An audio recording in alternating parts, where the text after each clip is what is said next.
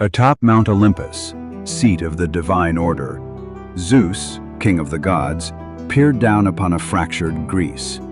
The mortal world had fallen into chaos. War ravaged its cities, and monstrous beasts prowled the land. Knowing something had to be done, Zeus resolved to father a savior, a demigod with divine strength and mortal resilience, destined to purge the world of its darkness. That hero was Hercules, whom the Romans would later call Hercules. But the saga of Hercules is not merely a tale of valorous feats. It is a story of redemption, of suffering and perseverance, and ultimately of divine transcendence. Chapter 1. Trials of Strength and Will. Chapter 1. The Nemean Lion. To prove his worth, Hercules' first challenge was to slay the Nemean lion, a monstrous beast whose hide no weapon could pierce. Eschewing sword and spear, Hercules trapped the lion in its cave, wrestled it barehanded, and strangled it. He then skinned the creature using its own claw and draped its impenetrable pelt across his shoulders, creating a symbol of his newfound strength and purpose. Number 2. The Lernaean Hydra. His next foe was the Hydra of Lerna, a multi-headed serpent whose heads regenerated twofold when severed. Accompanied by his clever nephew Aeolus, Hercules cauterized each wound with fire to halt the regrowth. With the immortal head buried under a boulder, Hercules dipped his arrows in the Hydra's venom, forging weapons of unmatched lethality. Number 3. The Ceryneian Hind. Hercules was then ordered to capture a sacred hind of Artemis, a majestic creature with golden antlers and supernatural speed. After a year-long pursuit through forests and mountains, Hercules succeeded in snaring the creature without harm. When Artemis appeared, he respectfully pleaded for her understanding. Moved by his reverence, she allowed him to continue his quest. Number 4. While hunting the savage boar of Mount Erymanthus, Hercules visited his old centaur friend Pholus. During a skirmish with hostile centaurs, Hercules accidentally wounded his immortal mentor Chiron with a poisoned arrow. In agony but unable to die, Chiron's suffering moved Zeus, who immortalized him as the constellation Sagittarius, a reminder of unintended consequences even in righteous deeds. Chapter 2. Wisdom over force. 5. The Augean Stables. Hercules was next tasked with cleaning the filth-ridden stables of King Augeas, home to thousands of immortal cattle, all in a single day and without assistance. Shunning brute strength, Hercules rerouted the Alpheus and Peneus rivers through the stables, washing away decades of muck. Yet, because he had negotiated a reward beforehand, Eurystheus deemed the labor invalid. 6. The Stymphalian Birds. In the marshlands of Lake Stymphalis, Hercules confronted a flock of deadly birds with iron beaks and bronze feathers, sacred to Ares. Athena intervened, gifting him bronze crotala, rattles, forged by Hephaestus. The sound drove the birds into the sky, where Hercules shot them down with his venom-tipped arrows, a triumph of divine cooperation and ingenuity. 7. The Cretan Bull. The mad bull of Crete, once a divine gift from Poseidon, rampaged across the island.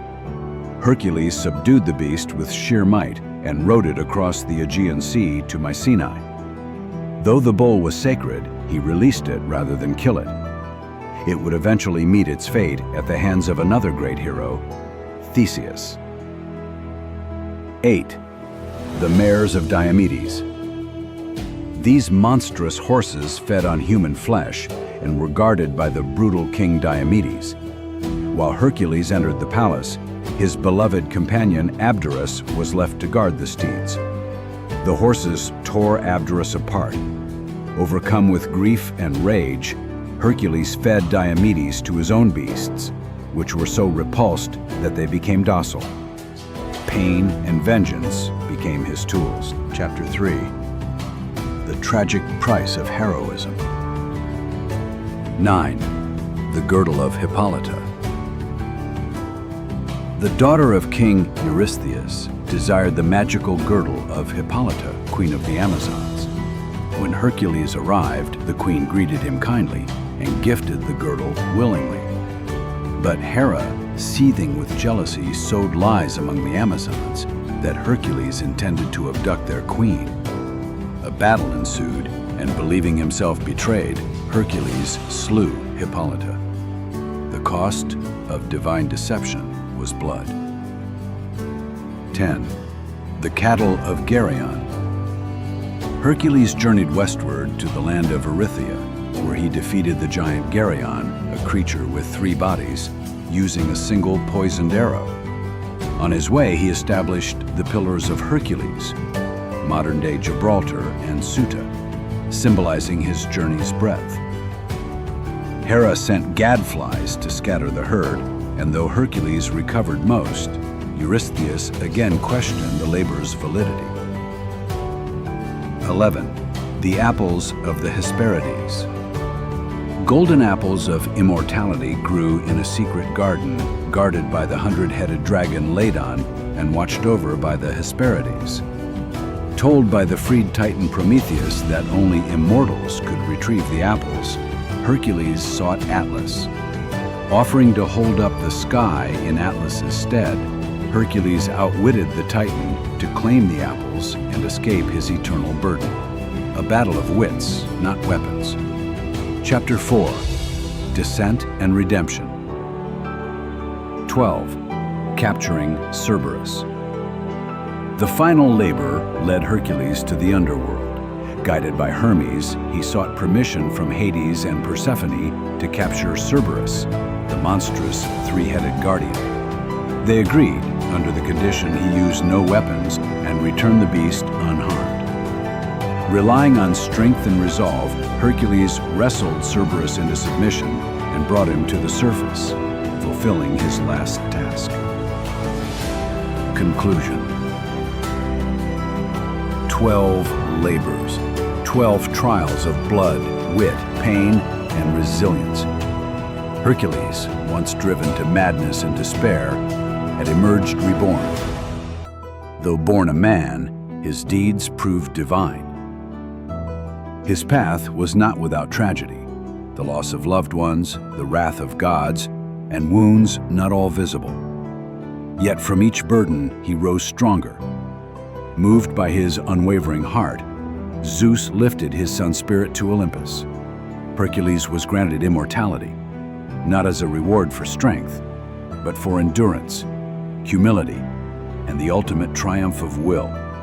He remains not only a hero of myth, but a timeless symbol of redemption, sacrifice, and the extraordinary power of the human spirit.